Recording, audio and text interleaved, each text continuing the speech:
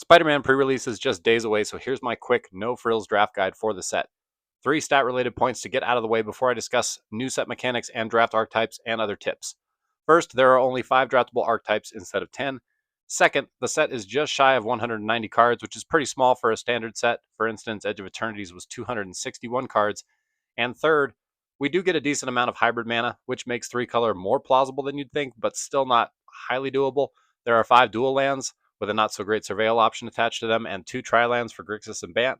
Again, not the biggest assortment of mana fixing, but still doable if you want to try 3-color.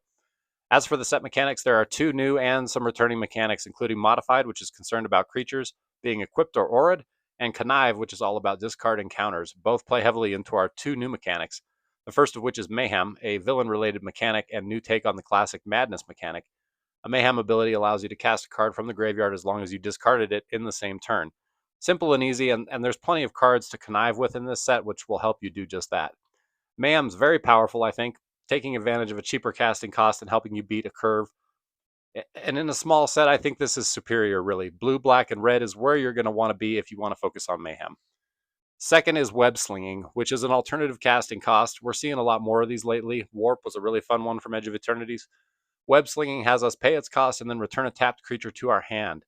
A tapped creature. So it's a little janky to me unless you really have some excellent enters triggers on a creature that you want to be repeating.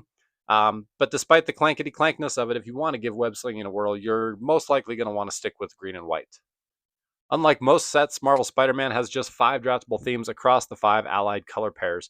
We have Azorius with modifications, Demir with villains and connive, Rakdos with mayhem and goblins, Gruul with big giant stompy creatures, and Selesnya with web slinging.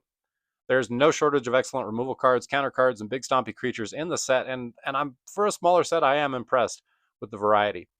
Personally, I'm hoping to end up in Demir or Azorius when I draft the set, but I'm pretty interested to get into it. So will you be drafting Spider-Man in paper, or will you be joining me in the Through the Omen paths on Arena? And what are your thoughts on the draft potential for the set? Let me know in the comments.